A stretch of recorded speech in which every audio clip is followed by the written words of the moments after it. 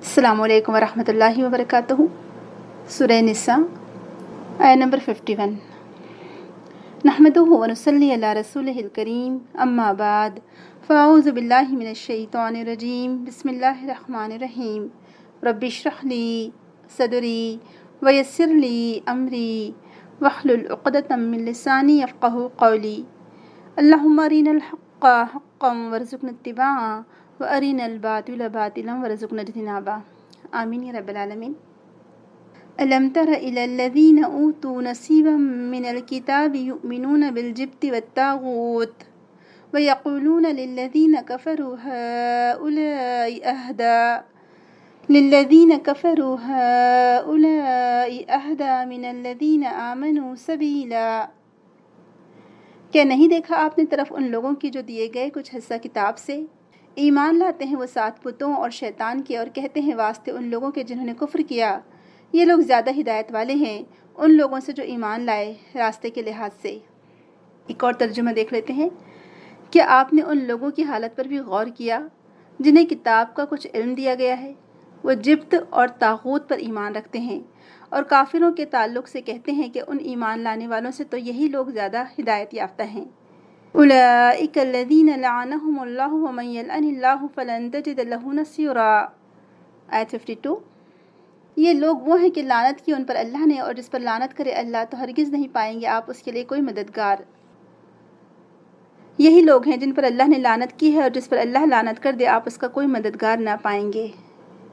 یعنی جن لوگوں نے جبت اور طاغوت کی پیروی کی ہے اور مومنوں کو وہ غلط سمجھتے ہیں بنسبت مشرکوں کے، یعنی وہ مشرکوں کو زیادہ ہدایت یافتہ سمجھتے ہیں مومنوں کے مقابلے میں۔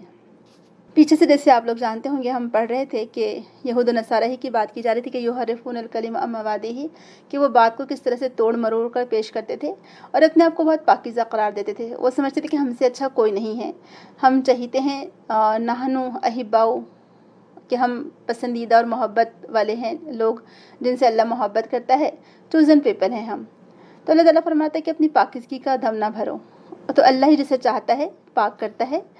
اور اسی لیے آپ دیکھیں لاسٹ ٹائم وہ دعا بھی ہمیں ہمیشہ کرتے رہنی چاہیے کہ اللہم آتی نفسی تقواہا وزکیہا انت خیر من زکاہا انت ولیہا و مولاہا، کہ اے اللہ تعالیٰ ہم کو اپنا نفس کا تقویٰ عطا کر، اور تو ہی اس کا تزکیہ فرما، کیونکہ تجھ سے بہتر تو کوئی تزکیہ کرنے والا ہے ہی نہیں، تو ہی ہمارا مددگار ہے، تو ہی ہمارا ولی ہے۔ سبحان اللہ۔ تو اپنے آپ کو بہت زیادہ پاکیزہ نہیں کہنا چاہیے، بلکہ اللہ ہی جسے چاہتا ہے پاک کرتا ہے۔ تو یہودیوں کے یہ کانسیپٹ پیدا ہو گیا تھا ان کے اندر کہ ہم چونکہ بہت اچھے ہیں، ہم انبیاء کی اولاد ہیں، ہماری قوم میں انبیاء آتے رہے کثرت سے، تو لہٰذا ہم تو بخشے بخشائے ہیں۔ یہی چیز ان کو لے ڈوبی، اور اسی بنا پر کہا جاتا ہے جب رسول اکرم صلی اللہ علیہ وسلم ہجرت کر کے مکہ سے مدینہ تشریف لائے تو آپ کو امید تھی کہ مدینہ کے جو یہود تھے، اہل کتاب تھے، وہ سب سے زیادہ آپ کا ساتھ دیں گے، آپ کو سپورٹ کریں گے، آپ پر ایمان لائیں گے، اور مکہ کے جیسی آپ کو مخالفت کا یہاں سامنا نہ کرنا ہوگا۔ لیکن ہم دیکھتے ہیں کہ یہود نے آپ کو اس قدر تکلیف دی، آپ کے جان کے در پہ آزار ہو گئے، کئی دفعہ آپ پر قاتلانہ حملہ کیا، الٹا لوگوں کو بہکاتے تھے کہ یہ ہم کو نہیں معلوم کہ رسول ہیں یہ نہیں ہے، ہم کو نہیں معلوم ان کے اندر نشانیاں تو پائی نہیں جاتی، اس طرح سے لوگوں کو بہکا دیتے تھے اور لوگوں کو کنفیوز کر دیتے تھے۔ یہاں تک کہ کہا جاتا ہے جو صفیہ رضی اللہ عنہا کے جو والد تھے اور ان کا چچا، وہ لوگ جان چکے تھے، ابن ہشام کی جو سیرت لکھی ہوئی ہے اس میں یہ بات منقول ہے کہ یہ دونوں کا کنورزیشن بتایا گیا ہے۔ صفیہ رضی اللہ عنہا کے والد ہوئی بن اخطب، اگر میں نام نہ بھول رہی ہوں تو وہ اور ان کا چچا دونوں آپس میں بات کر رہے تھے جب وہ دیکھنے گئے رسول اکرم کو، تو دونوں نے ایک دوسرے سے کہا کہ کیا دیکھا تم نے؟ تو کہا کہ ہاں وہی لگتے تو وہی ہیں۔ تو کہا کہ کیا کرو گے، کیا ساتھ دو گے؟ تو کہا کہ نہیں، مرتے دم تک کہ مخالفت کرتے رہیں گے، مانیں گے نہیں۔ یہ ان دونوں کا کنورزیشن تھا آپس میں کہ رسول اکرم صلی اللہ علیہ وسلم کی صداقت کی ہم کو گواہی نہیں دینی ہے۔ سوچے ذرا کتنی ہٹ دھرمی تھی اور ان کا حسد تھا۔ پھر کہا جاتا ہے کہ یہ لوگ جب رسول اکرم مدینہ آئے تو یہ لوگ ملنے کے لیے مکہ گئے، خاص مشرکین مکہ سے اور وہاں کے سرداران سے، اور وہاں جا کر کہنے لگے کہ آپ تو بہت اچھے ہیں ان کے مقابلے میں، مسلمانوں کے مقابلے میں۔ آپ سوچیں ذرا کہ یہ اہل کتاب جو کہ خود اللہ کو ماننے والے تھے، آخرت کو بھی مانتے تھے، رسولوں کو بھی مانتے تھے، اس کے باوجود بھی رسول اکرم صلی اللہ علیہ وسلم سے کہہ رہے ہیں کہ رسول اکرم سے زیادہ اچھے وہ مشرکین مکہ ہیں۔ آپ سوچئے کہ ان کی ہٹ دھرمی کی انتہا۔ تو اللہ تعالیٰ فرما رہے کہ تم نے دیکھا ان لوگوں کو جن کو کتاب کا کچھ حصہ دیا گیا تھا، کیا کرتے ہیں؟ یؤمنون بالجبت۔ جبت کا جو لفظ ہے وہ سمجھنا بہت زیادہ ضروری ہے۔ جبت کہتے ہیں، ابن تیمیہ رحمہ اللہ کہتے ہیں، امام ابن تیمیہ، جبت سحر کو کہا جاتا ہے، جادو، اور طاغوت شیطان کو، اور وثن کو، وثن مطلب یعنی بت بھی ہو سکتے ہیں اور بت والے جیسی چیز بھی. اور یہی بہت سارے لوگوں کا، یعنی آج ہماری ملت کا حال یہ ہے کہ وہ اسی میں الجھے ہوئے ہیں، شرک اور سحر میں الجھے پڑے ہیں آج بہت سارے، ایون مسلمان بھی، اور کفار کا زیادہ ساتھ دیتے ہیں بنسبت مومنوں کے، کفار سے زیادہ چپکے ہوئے، شریعت ان کو پسند نہیں آتی، کافروں کی چیزیں ان کو پسند آتی ہیں. اور اس کے بارے میں دوسرے مفسرین کہتے ہیں کہ ان لوگوں نے بتوں کو زیادہ بہتر قرار دیا، ان لوگوں کو زیادہ اچھا سمجھا جو بتوں کو پوجتے تھے، جو بتوں کی عبادت کرتے تھے، جو طیبات کو پسند نہیں کرتے تھے بلکہ خبائث کو پسند کرتے تھے، جو اللہ تعالیٰ نے بہت ساری ایسی چیزیں جو حرام ٹھہرائی تھی جس کو وہ جائز سمجھتے تھے، ظلم کرتے تھے، تو ان کو وہ لوگ اچھا سمجھتے تھے بنسبت مسلمانوں کے. تو آپ سوچیں کہ ان کی انتہا ہو گئی ہر دھرم کی.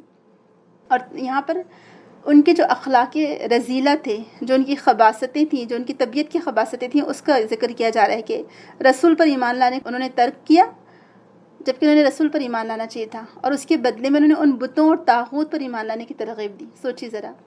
اور طاغوت پر ایمان لانے سے مراد یہاں پر یہ کہ ہر غیر اللہ کی عبادت یا شریعت کے بغیر کسی اور قانون کی بنیاد پر فیصلہ کرنا. سوچ لیں آپ، لکھ لیجیے آپ اس کو، کہ ہر غیر اللہ کی عبادت، طاغوت سے مراد یہ شریعت کے بغیر کسی اور قانون کی بنیاد پر فیصلہ کرنا. اور طاغوت ہر وہ سرکش طاقت یا قوت جو اللہ کے مقابلے میں آپ کو اللہ تعالیٰ کی نافرمانی پر اکسائے، جو اللہ کے مقابلے پر کہیں اور لے کر جائے آپ کو. وہ کوئی انسان بھی ہو سکتے ہیں، کوئی بت ہو سکتے ہیں، کوئی کچھ بھی ہو سکتے ہیں وہ. تو اس میں جادو، ٹونا، کہانت، غیر اللہ کی عبادت اور شیطان کی اطاعت وغیرہ سب شامل ہیں، اور یہ سب بت اور طاغوت ہیں. اسی طرح ان کے کفر اور حسد نے ان کو اس بات پر آمادہ کیا کہ وہ کفار اور بت پرستوں کے طریقے پر اہل ایمان کو ترجیح دیں. یعنی انہوں نے ترجیح دی مشرکوں کو بنسبت مسلمانوں کے.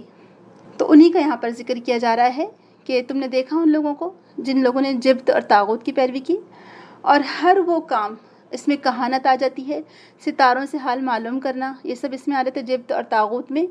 توہم پرستی، کسی کو منحوس سمجھنا، نحوست،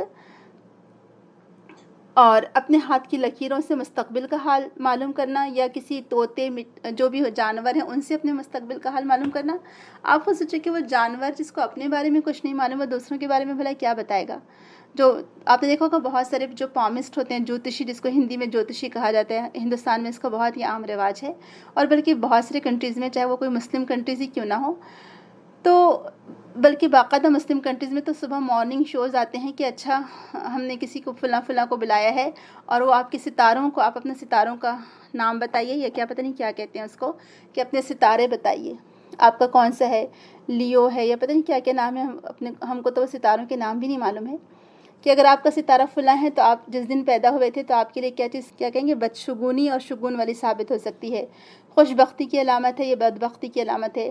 ہفتہ کیسا گزرے گا، مہینہ کیسا گزرے گا، شادی کب ہوگی، کس سے ہوگی، آپ کا بزنس کیسے رہے گا یہ ہفتے، آپ کی ہاتھ کی لکیریں کیا کہتی ہیں، اور پتہ نہیں کیا کچھ ہے. اللہ رحم کرے. گھوڑوں کی نال سے یا تو مستقبل کے حال معلوم کیے جاتے ہیں، یا شگون کے لیے دروازوں پر کچھ چیزیں لٹکائی جاتی ہیں، امام ضامن باندھا جاتا ہے کہ اس سے حفاظت ہوگی.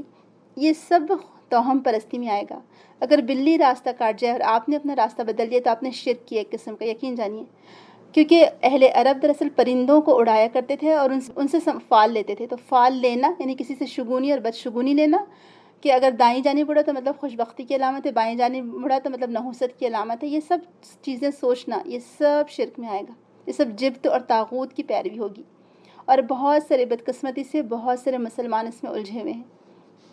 یعنی افسوس ہوتا ہے دیکھ کر مسلمانوں کو بھی کہ مسلمان بھی سیم غیر مسلموں کی طرح اسی طرح توہم پرستی میں مبتلا ہیں، اسی طرح شگون لیتے ہیں، اسی طرح فالگیری کرتے ہیں. رسول اکرم صلی اللہ علیہ وسلم نے فرمایا کہ جس نے کسی کو اپنا حال پوچھا مستقبل کے بارے میں تو اس نے میری لائی ہوئی چیز کا انکار کیا، یعنی شریعت کا انکار کیا.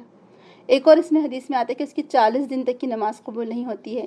تو ستاروں سے اپنا حال معلوم کرے گا، اس نے شرک کیا، اس نے محمد صلی اللہ علیہ وسلم کی لائی ہوئی شریعت کا انکار کیا. کئی احادیث ہم کو ملتی ہیں، صحیح احادیث ہیں، کوئی سنی سنائی احادیث نہیں ہے. آپ دیکھیں ہمارے یہاں پر کتنی عام بات ہے. بلی راستہ کاٹ جاتی ہے، کہتے ہیں کہ بدشگونی ہونے والی ہے. کوا دروازے پر اگر ٹھہر کر چیختا ہے تو کہتے ہیں کہ کچھ برا ہونے والا ہے.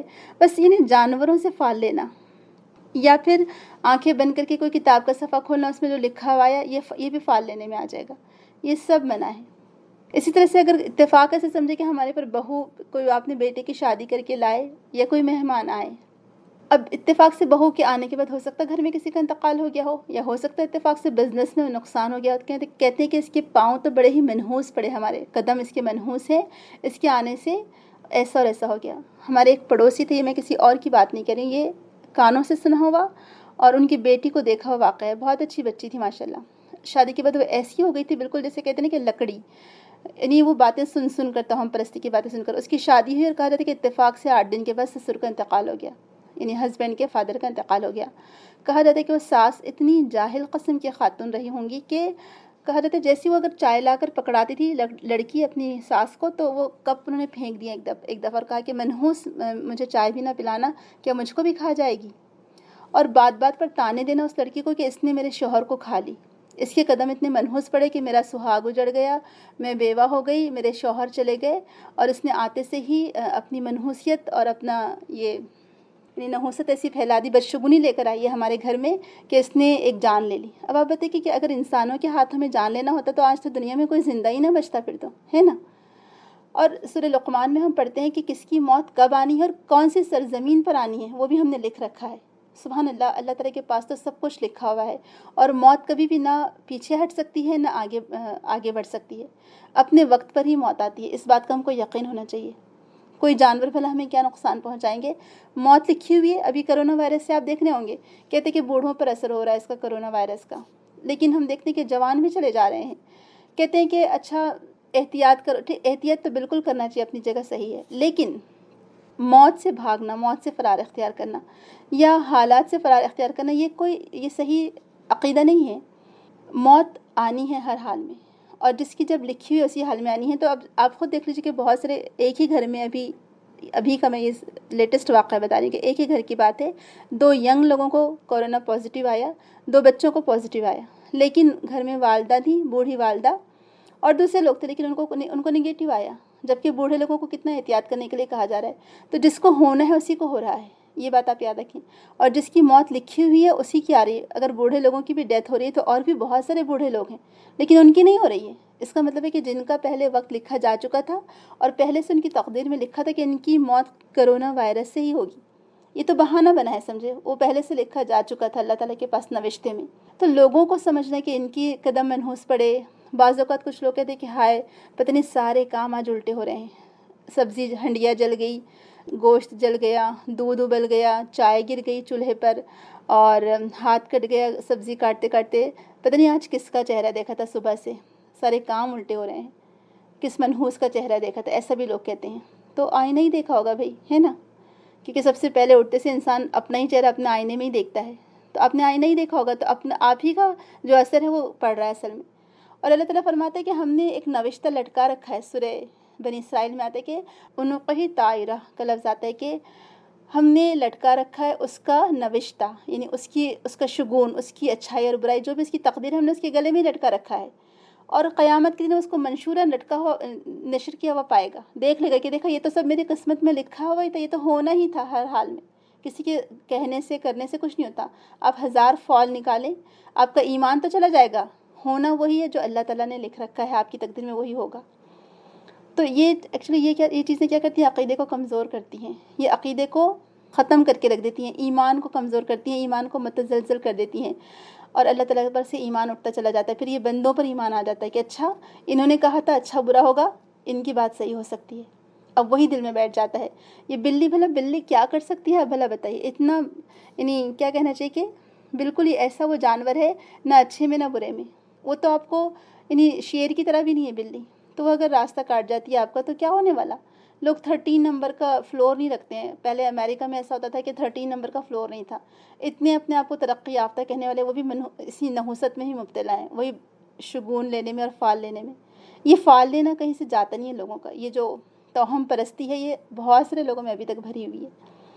تو 13 نمبر کا فلور نہیں رکھتے ہیں، ہمارے یہاں پر ہندوستان میں ایسا ہوتا ہے کہ بلکہ مجھے لگتا ہے دونوں ایک ہی جیسے لوگ ہیں ہمارے بر صغیر ہند و پاک، کہ मंगल کو شادی نہیں کرتے کہتے منگل منحوس ہوتا ہے، سنیچر کو شادی نہیں کرتے کہتے سنیچر منحوس ہوتا ہے. جن لوگوں کو منگل اور سنیچر نہیں معلوم گا، ٹیوزڈے منگل کو کہتے ہیں اور سیٹرڈے سنیچر کو. تو سنیچر اور منگل کو ہندو لوگ بدشگون سمجھتے ہیں، یعنی نحوست والا دن سمجھتے ہیں اس کو. تو اس لیے ہم مسلمانوں میں بھی یہ آ گیا کہ اچھا سیٹرڈے اور ٹیوزڈے کسی کی شادی نہیں کرنا چاہیے، نکاح نہیں رکھ سکتے. ایک مہینہ ہے اس کو مدار کا مہینہ کہتے ہیں، واللہ عالم کون سا مہینہ وہ آتا ہے، تو اس میں بھی نکاح کی ڈیٹ نہیں رکھتے. ایون لڑکی دیکھنے بھی نہیں جاتے اپنے لڑکے کے لیے. اگر شادی کی بات چیت طے کرنی ہے تو کہتے ہیں یہ مہینہ منحوس ہے، اگر اس میں بات چیت کریں گے تو یہ شادی ہی نہیں ان بن ہو جائے گی. آج کل تو ہزاروں سے طلاقیں ہو رہی ہیں. تو یہ کیا ہے، آپ کا کمزور ایمان ہے جو آپ کو ایسی چیزوں پر اکساتا ہے، یہ آپ کو اس طرف لے کر جاتا ہے. پھر کہتے ہیں کالی پوت کے بغیر، کالے منگل سوتر کے بغیر شادی نہیں ہوگی. نعوذ باللہ بعض ساسیں تو اتنے سخت الفاظ کہتی کہ اگر بہو نے سمجھے بلیک کلر کا یا بلیک نیکلس نہیں پہنا ہے، وہ جو پہلے ہوتا تھا جس کو لچھا کہتے ہیں یا کالی پوت کہتے ہیں، پتہ نہیں کیا کچھ کہتے ہیں، تو اگر بہو نے نہیں پہنا تو کہتے ہیں ہائے میرے بیٹے کو مار دے گی. انہیں نعوذ باللہ وہ سمجھتے ہیں کہ یہ جان جو ہے ان کے بیٹے کی وہ کالے لچھے میں اٹکی ہوئی ہے. استغفر اللہ. پھر کہتے ہیں اگر چوڑیاں نہیں پہنی بہو نے، اب گھر میں کام کاج ہے، چوڑیاں پہننا ہر بار تھوڑی پاسبل ہے. آج کل تو لڑکیاں اب تو پہن ہی نہیں رہی ہے چوڑیاں، ختم ہی ہو گیا رواج. تو اگر چوڑیاں نہیں پہنی تو ہائے کہ اپنے آپ کو بیوہ سمجھ لیا، میرے بیٹے کو مار دو گی، ایسی باتیں کیا کرتے ہیں. پھر مغرب کے بعد جھاڑو نہیں دینا، چپل کچن میں پہن کر نہیں آنا، اور پتہ نہیں کتنے کچھ ہم نے کر کے رکھے ہیں. ناخن نہیں کاٹنا مغرب کے بعد، سیٹرڈے کو ناخن نہیں کاٹنا. اتنی پابندیاں لگا رکھی ہیں اپنے اوپر، اور یہ سب کمزور ایمان کی علامت ہے. یہ سب اصل میں فال لینے میں، شگون اور بدشگونی لینے میں، ستاروں سے حال معلوم کرنے میں، یہ سب چیزیں اصل میں ایمان کو کمزور کر دینے والی ہے. اور اسی میں آئیں گی، توہم پرستی میں آئیں گی. تو توہم پرستی کیا ہے کہ کسی سے شگون اور بدشگونی لینا، کسی چیز کو اچھا اور برا سمجھنا، منحوس سمجھنا. اگر بہو آئی سمجھے اتفاق سے اسی وقت بزنس میں بہت اضافہ ہو گیا یا بہت نفع ہو گیا. ہائے اس کے تو قدم بڑے ہی خوش قسمت پڑے ہیں، اس کے قدم بڑے اچھے ہیں. کبھی گھر میں بیٹی پیدا ہو جاتی ہے، اور اسپیشلی اگر سمجھے 3rd نمبر پر بیٹی ہو گئی یا 4th نمبر پر بیٹی ہو گئی، اور اتفاق سے ایک ہاتھ نقصان ہو گیا چھوٹا موٹا اس وقت، تو بس تو پھر وہ لڑکی کی شامت آ گئی بیچاری کی. کہتے ہیں کہ پہلے تو بیٹیوں پر بیٹیاں، اس کو برا سمجھتے ہیں ہمارے یہاں بوجھ، اور پھر کہتے ہیں کہ منحوس قدم پڑے ہیں اس کے. لا حول ولا قوت الا باللہ. یعنی کچھ لوگ اپنے آپ کو خدا بنا لیتے ہیں. تو اس لیے کیا کہا گیا کہ یہ جبت مطلب یہی شگون لینا. تو اپنے ہاتھ کی لکیریں آپ کسی کو نہیں بتا سکتے. آج کل لڑکیاں فیشن کے نام پر اسے ہی بتا دیتی ہیں، بیٹھے بیٹھے کسی کو بھی بتا دیتی ہیں، اور سامنے والا بھی اس کو بیوقوف بنا دیتی ہے کہ لاؤ میں تمہارے ہاتھ دیکھتی ہوں، بتاتی ہوں تمہیں کہ کیا ہونے والا ہے. اور وہ شادی کی شوقین لڑکیاں فوراً اپنے ہاتھ بتا دیتی ہیں. اور وہ جو جوتشی ہوتے ہیں 5-5 10-10 روپے لے کر گلی محلوں میں گھومتے ہیں اور کہتے ہیں کہ آپ کو اپنے مستقبل کا حال بتائیں گے، اور پھر ان کو خوشخبریاں دیتے کہ اچھا آپ کے لیے بزنس کے لیے بہت اچھا ہفتہ رہے گا، اور آپ بہت ترقی کریں گے، آپ کو یہ ملے گا وہ ملے گا.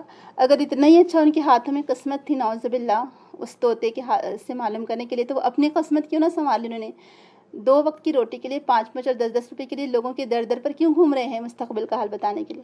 خود کی قسمت کیوں نہ اچھی کروا لی؟ تو یہی تو بات سمجھنے والی ہے. تو بہرحال یہ جبت ہوا. اور طاغوت کیا ہے؟ ہر وہ سرکش قوت یا طاقت جو آپ کو اللہ کی نافرمانی پر اکسائے. ٹھیک ہے. اور طاغوت اگر آپ کو کوئی شریعت کو ہٹا کر کوئی آپ سے فیصلے کروا رہا ہے تو یہ ہو جائے گی طاغوت کی بندگی اور پیروی. تو یہ چیز بالکل اسلام میں اس کی کوئی گنجائش ہی نہیں ہے طاغوت کی. تو ہر سرکش اور وہ قوت اور طاقت جو آپ کو اللہ کی نافرمانی پر اکسائے. پھر جیسے یہاں پر بتایا گیا نا کہ وہ کچھ بھی ہو سکتا ہے، یعنی غیر اللہ کی عبادت، جیسے بت ہیں، بتوں کی پوجا. یعنی اگر آپ اس کو مثال سے سمجھنا چاہ رہے ہیں، کسی حکمراں کو، کسی لیڈر کو اتنا بڑا درجہ دینا کہ نعوذ باللہ اللہ کی بات کو چھوڑ کر اس کی بات مان لینا، یا رسول کی بات کو چھوڑ کر اس کی بات مان لینا، وہ بھی طاغوت میں آ جائے گا. پھر اسی طرح سے بتوں کو پوجنا، جیسے ابھی کہا نا کہ امام ابن تیمیہ نے وثن بھی کہا ہے اس کو. وثن ہر بت کو کہتے ہیں، تو چاہے وہ کھڑے ہوئے بت ہو مٹی کے بنے ہوئے، یا لیٹے ہوئے بت ہو جن کی جان جو وفات پا چکے ہوں، جو قبروں کے اندر ہو. تو قبروں کو پوجنا یہ بھی، یعنی اس کی مثال کو اگر آپ سمجھنا چاہیں گے تو اس کی مثال یہ سب چیزیں آتی ہیں اس میں، کہ کسی انسان کو اتنا بڑا درجہ دے دینا نعوذ باللہ اللہ تعالیٰ کے برابر، کے اللہ کے حکام کو چھوڑ کر اس کی بات ماننا، یا پھر بتوں کی بات ماننا، یا بتوں کے تعلق سے وہ دل میں احترام اور ادب، چاہے وہ قبر والے ہوں چاہے وہ کوئی اور ہوں. تو بہرحال یہاں یہ باتیں سمجھنا بہت زیادہ ضروری ہے. آپ کے اور ہمارے لیے کہ ہم جبت اور طاغوت کو سمجھیں۔ تو جبت اوہام، خرافات، اس کے لیے کہ یہ جامع لفظ ہے اصل میں، جس میں جادو ٹونا، جنتر منتر، سیاروں کے یعنی ستاروں کے انسانی زندگی پر جو اثرات ہوتے ہیں وہ لینا، فالگیری، تعویذ گنڈے، نقش اور تعویذ وغیرہ سب کچھ اس میں شامل ہیں۔ اور طاغوت ہر وہ باطل قوت اور نظام ہے جس کی اطاعت کرنے پر لوگ مجبور ہوں اور اللہ کی اطاعت کے مقابلے میں انہیں اس فرد یا ادارے یا حکومت کی اطاعت کرنے پر مجبور کیا جائے۔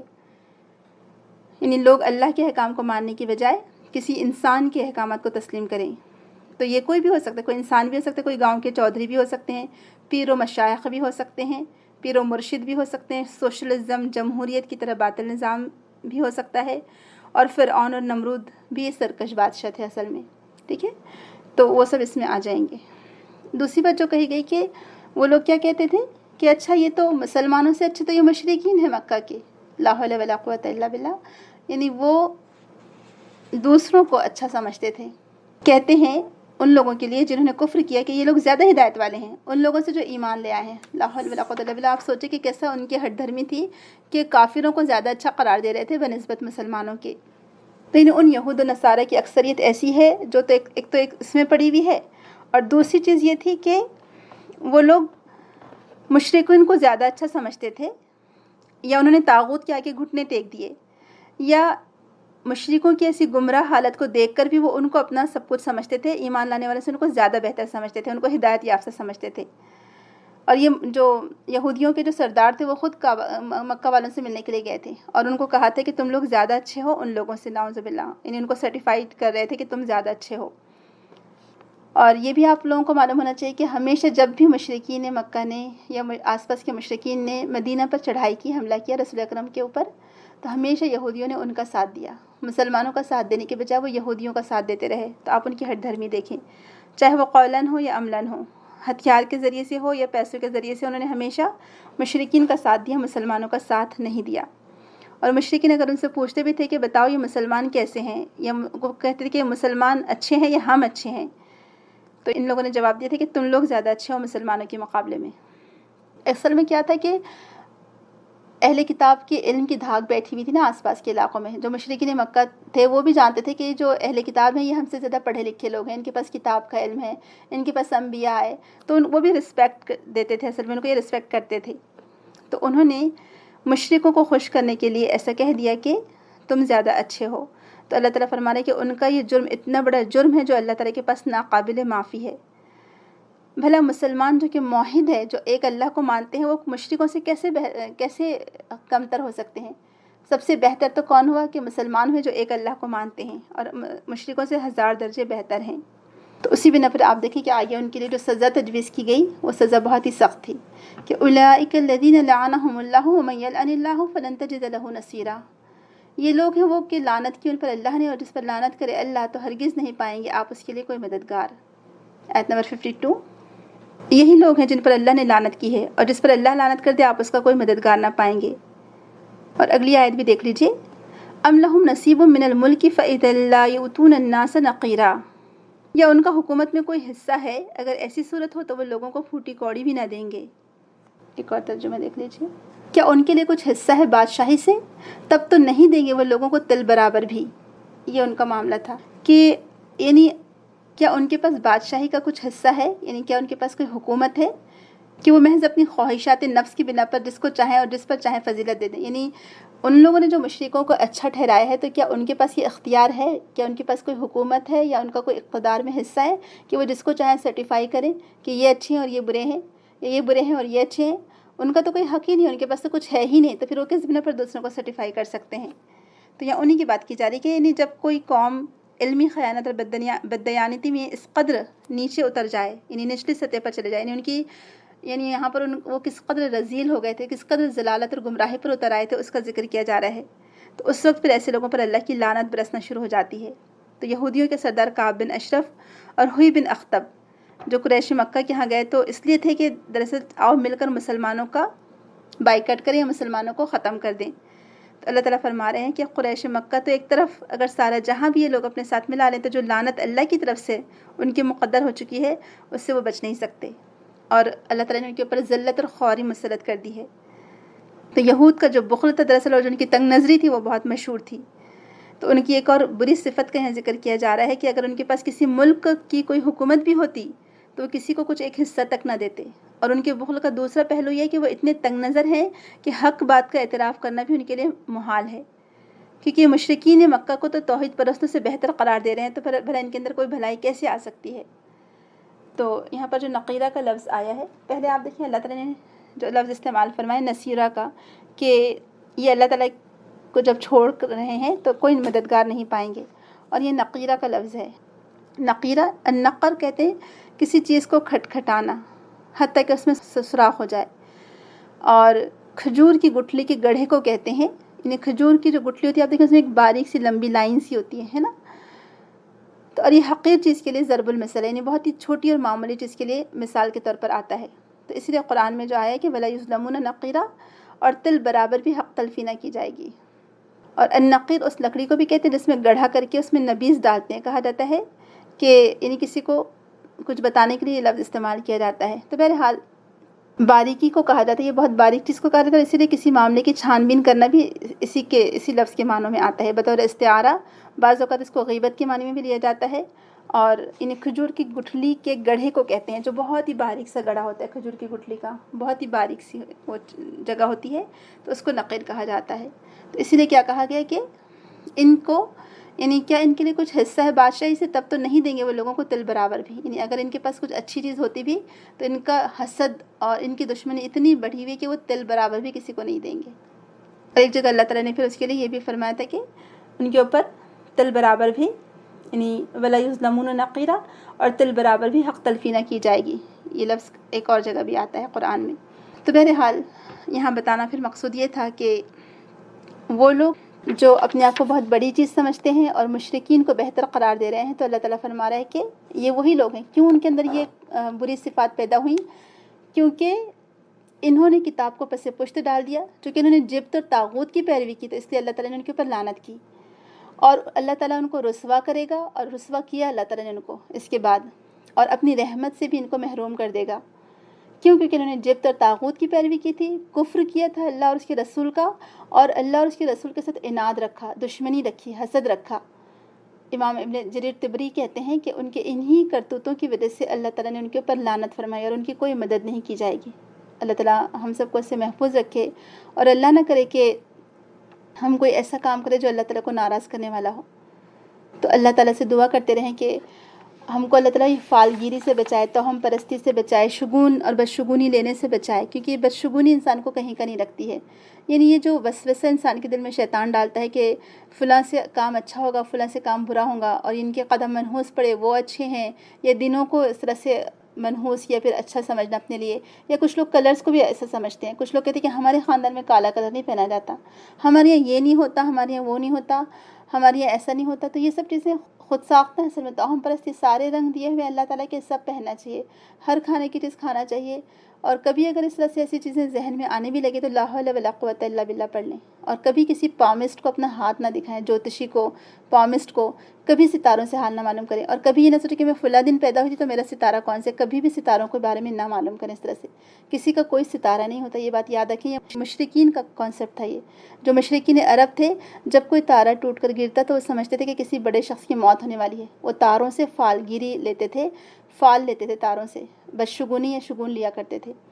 تو اللہ نہ کرے کہ ہم اب اللہ تعالیٰ نے ہم کو ہدایت دی، ہم مسلمان ہیں، اللہ تعالیٰ نے ہم کو رسول اکرم کے ذریعے سے تعلیمات دی، ہم پھر وہ مشرکین عرب جو کہ جاہلیت میں یہ کام کیا کرتے تھے ویسے بن جائیں ہم. تو کبھی بھی اپنے نام کا ستارہ تو کبھی نہ ڈھونڈے، اور نہ ہی اس کے ذریعے سے قسمت کا حال معلوم کریں. تو یہ فالگیری، شگون لینا، یہ دروازوں پر کچھ چیزیں ایسی لٹکانا جس سے جو ہے خیر ہو، یہ سوچ کے کہ اچھا یہ ہم لٹکا رہے ہیں برکت کے لیے. یا آپ نے دیکھو کچھ لوگ لوح قرآنی لگاتے ہیں، جیسی نئی شاپ کھولتے ہیں یا نیا بزنس شروع کرتے ہیں تو برکت کے لیے وہ لوح قرآنی لگواتے ہیں. اس کو لوح قرآنی وہ کہتے ہیں. حروف مقطعات جو ہوتے ہیں، قرآن کے جو قطع کیے ہوئے الفاظ ہیں، وہ سمجھتے ہیں اس سے برکت ہوگی. یہ کوئی قرآن دیواروں پر لٹکانے کے لیے نہیں آیا تھا. اور قرآن کے ایسے کوئی الفاظ نہیں ہیں جس سے آپ لٹکائیں گے تو اس سے آپ کے بزنس میں اضافہ ہوگا. آپ حلال کمائی کمائیے، آپ اللہ تعالیٰ نے جو بزنس کے طریقے بتائے ہیں اس کو پورا کریے، انشاءاللہ آپ کا ضرور بزنس فلورش ہوگا، ضرور آپ فائدے میں رہیں گے. لیکن یہ لوح قرآنی لگانے سے اس کا اس سے کوئی تعلق نہیں ہے. اور ویسے تو قرآن کا ہر لفظ بابرکت ہے. تو برکت کا مطلب یہ نہیں کہ آپ کے بزنس میں آپ دھوکہ دیں اور بزنس کامیاب ہو، ایسے تو نہیں ہو سکتا۔ تو بہرحال نفع نقصان، خوشی غمی، اچھائی برائی سب اللہ کی طرف سے تقدیر میں لکھی ہوئی ہے۔ اسی لیے ہم کو بچپن سے سکھایا جاتا ہے کہ جو اللہ پر ایمان لانا ہے، رسولوں پر ایمان لانا ہے، کتابوں پر، اور پھر آخر میں کیا بتایا جاتا ہے؟ اچھی بری تقدیر پر۔ شر جو ہوتا ہے اس پر بھی ایمان لانا ہے کہ یہ بھی اللہ کی طرف سے ہے، اور جو خیر ہوتا ہے اس پر بھی ایمان لانا ہے کہ اللہ ہی کی طرف سے ہے۔ اور کسی انسان کے اندر اتنی طاقت نہیں ہے کہ کسی کو وہ نقصان پہنچا سکے جب تک کہ اللہ تعالیٰ نہ چاہے۔ اللہ تعالیٰ چاہتا ہے تو ہی ہوتا ہے کسی کا نقصان، ادروائز نہیں ہو سکتا۔ اور اللہ تعالیٰ چاہتا ہے تو ہی فائدہ ہوتا ہے کسی کا، ورنہ کسی کے کرنے سے نہیں ہوتا۔ تو ایسے پیر و مرشد کے پاس جانا، یا کسی عامل کے پاس جانا، یا ہسبینڈ وائف میں جدائی ڈالنے کے لیے سحر اور جادو ٹونا کرنا، اور پتہ نہیں لوگ کیا کچھ کرتے پھرتے ہیں۔ اللہ تعالیٰ رحم فرمائے۔ حالانکہ کنسٹرکٹیو کام اتنے ہیں کرنے کے، اگر وہ کریں تو آج تو زندگی میں وقت نہیں ہے کرنے کے لیے، کام اتنے زیادہ ہیں اور وقت کم ہے، اور لوگ پتہ نہیں کیسے یہ جادو ٹونے کے لیے اور یہ فال لینے کے لیے اور پتہ نہیں ایسے بیکار کے کاموں کے لیے، لغویات کے لیے کیسے وقت نکال لیتے ہیں۔ تو جب شیطان ہی جس کے اوپر حاوی ہو جائے تو اس کا کوئی کیسے مددگار ہو سکتا ہے؟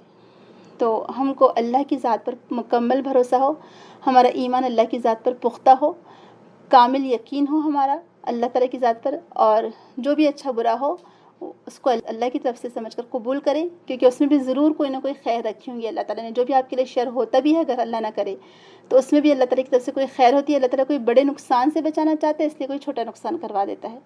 تو اللہ تعالیٰ کے ہر کام میں مصلحت ہے، اور اللہ تعالیٰ اپنے بندوں پر بہت مہربان ہے الحمدللہ۔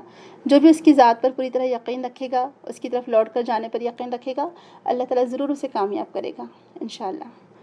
اللہ تعالیٰ ہمیں توفیق دے اور ہمارے ایمان کو مکمل کرے، اور ہم کو فالگیری سے، بدشگونی سے بچائے، آمین۔ سبحانک اللہم و بحمدک، نشہد ان لا الہ الا انت، نستغفرک و نتوب الیک۔ السلام علیکم ورحمۃ اللہ وبرکاتہ۔ أَلَمْ تَرَ إِلَى الَّذِينَ يُزَكُّونَ أَنفُسَهُم بَلِ اللَّهُ يُزَكِّي مَن يَشَاءُ وَلَا يُظْلَمُونَ فَتِيلًا انظُرْ كَيْفَ يَفْتَرُونَ عَلَى اللَّهِ الْكَذِبَ وَكَفَى بِهِ إِثْمًا مُبِينًا أَلَمْ تَرَ إِلَى الَّذِينَ أُوتُوا نَصِيبًا مِنَ الْكِتَابِ يُؤْمِنُونَ بِالْجِبْتِ وَالطَّاغُوتِ وَيَقُولُونَ لِلَّذِينَ كَفَرُوا هَؤُلَاءِ أَهْدَى مِنَ الَّذِينَ آمَنُوا سَبِيلًا أُولَئِكَ الَّذِينَ لَعَنَهُمُ اللَّهُ وَمَن يَلْعَنِ اللَّهُ فَلَن تَجِدَ لَهُ نَصِيرًا أَمْ لَهُمْ نَصِيبٌ مِّنَ الْمُلْكِ فَإِذًا لَّا يُؤْتُونَ النَّاسَ نَقِيرًا